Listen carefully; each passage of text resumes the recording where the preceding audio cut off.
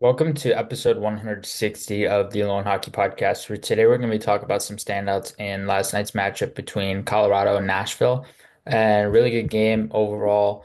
And Colorado, they ended up taking this one 5-2. I felt like the pace and the energy with Colorado was there right from the get-go throughout this game.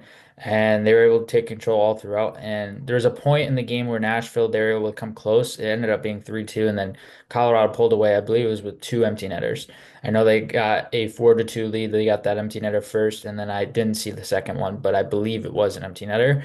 And so with this, Colorado's starting to pull away. They're starting to get a little bit better. They're starting to improve. I feel like they towards the middle part of the season thus far, I feel like they've really improved down the stretch, and they're finally a few games over 500 now. So it's going to be interesting to see how they continue to either improve or regress throughout the rest of the year. And whichever they do, I would imagine they're going to continue to improve with the team they have, with the players they have, and just the quality of the players that are producing right now. Like everybody's rolling inside their lineup, and they got interestingly enough, a revamped goalie tandem after the trade with San Jose to acquire Mackenzie Blackwood and then trading with Nashville to get Scott Wedgwood. So you have a completely revamped goaltending tandem, and actually Blackwood looked really good.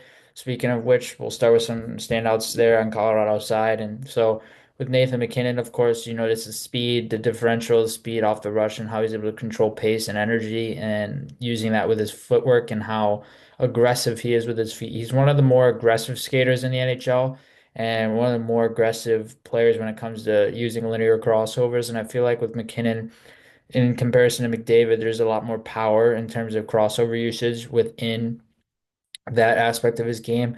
And I feel like that aggressiveness within his skating is what really allows him to be a little bit more of a separator when it comes to McDavid in that sense. I feel like McDavid's really quick with his feet, really quick with his crossovers. He's more like a road runner in that sense. With McKinnon, it's more aggressive. It's more brute power that you see in his feet and how he's able to really accelerate up ice. And I feel like that's what really allows him to control rushes. And sometimes players are afraid to defend him in that sense because they can't match up to that speed as effortlessly. So he was really good yesterday. He had a really nice goal in tight, beating Mark Del Gaizo on the strong side, then beating UC Cerro Sapai, which I wrote about today in my newest article.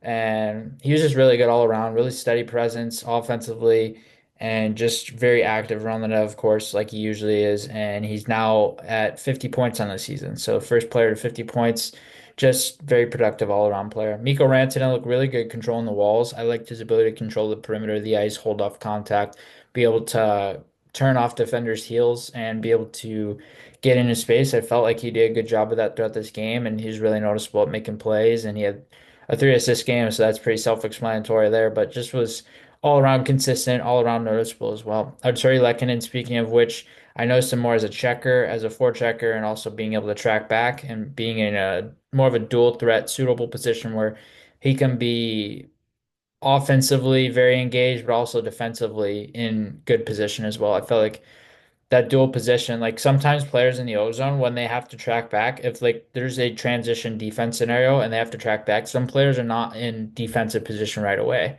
Some players are. It's not all five players who are in the defensive position right away, say in the event of a transition defense opportunity.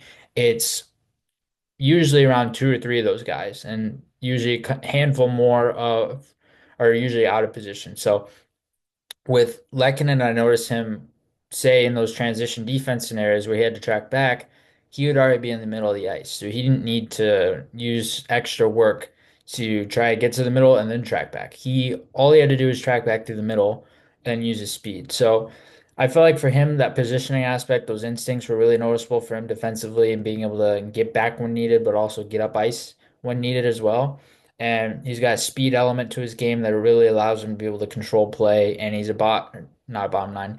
He's more of a top nine winger where you can play him anywhere inside the top nine. You're going to get offense out of him, which is really rare to see. And he fits Colorado's system really well. It's so interesting with Colorado too because they have a lot of different ways in which they use their lines. Like when I watch the Nathan MacKinnon line relative to the third, fourth lines, it's much different in terms of style of play. Like McKinnon line, much more prone to controlling offense. The third, fourth line's much more prone to getting pucks deep, getting on the forecheck, and having a hard F1, F2 in the zone. So it's really different because some teams like Carolina, for example, they like to have a philosophy where all four lines are the same. They get the same structure from all four lines, which to me that makes sense.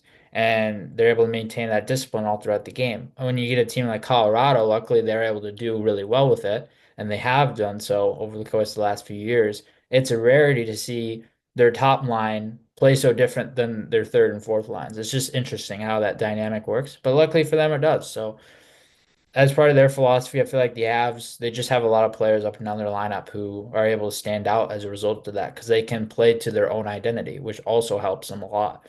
Speaking of which, Devontae's, I loved Devontae's game yesterday. I felt like Devontae's just an analytical darling, and then at the same time, a stud two-way defenseman, a guy who can play a top pairing role. He's so consistent offensively, defensively. I'm just surprised he hasn't hit 70 points in the league yet. I feel like some of that has to do with the usage of Makar as PP1 and with how heavily relied upon Kale Makar is in so many situations. But I would not be surprised sometime in the near future if Devon Taves hits 70 plus points. I just feel like there has to be a point where he gets there. He's gotten close. I believe he's gotten to 60 or around 60. So he's close. It's just more a matter of I still believe that there's more in store for him offensively that's slightly untapped, which is really good for Colorado because you have essentially two number one Ds in your system. You have Devon Taves and of course Kale McCarr, which is unbelievable. And you have them on the same pair and they work together really well in tandem. One's a two-way D, one's a offensive D, and they complement each other really well. It's so nice how they're able to work in tandem with each other. And it's so fun to watch too, how they activate up ice, how they're a threat in transition, how they're a threat defensively. So good all over the ice. So much fun to watch. And Kale McCarr, obviously, I could talk about him all day. He's so exciting to watch as well.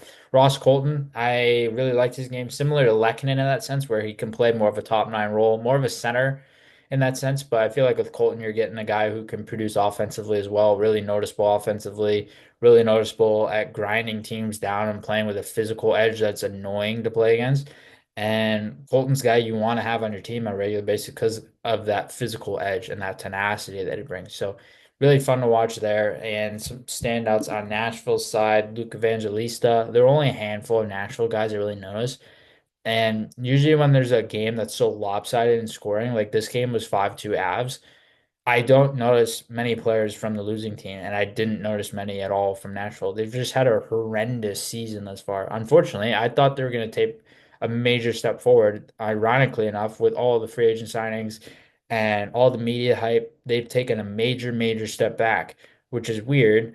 But at the same time, it's more of a learning curve for them. So anyway, Luke Evangelista, one goal, five shots in this game. Luke Evangelista is a really underrated player. I really like his ability to create around the net. I really like his ability to have transition and offensive instincts. Like he's really detailed at times when supporting the puck. And I really notice him as a puck supporter in transition and in ozone situations in small areas. And he's good at moving pucks low to high in ozone. He's really noticeable there and played a steady two-way game all throughout. And yeah, played really consistent, I felt like. Steven Stamkos had one goal as well. And I felt like this is one of the better showings I've seen from him. I haven't seen a ton from him in Nashville to start this season, but with Stamkos, I've noticed that scoring ability that is sometimes there, just a little inconsistent this year. And of course, the dual threat play, so the playmaking instincts. I just haven't noticed that high end ability from him this year. And perhaps he gets it back through the second half of the season. Who knows? But right now, it's just been a really interesting start for him in Nashville. I'm curious to see how the rest of the season plays out for him. Jonathan Marchessault show. I liked his game. I like his checking game. I like the detail there. And I really liked his ability to create turnovers with his stick. He's good with his stick work. He's got good tenacious stick ability to get underneath guys and really get into the hands of guys and to strip pucks free.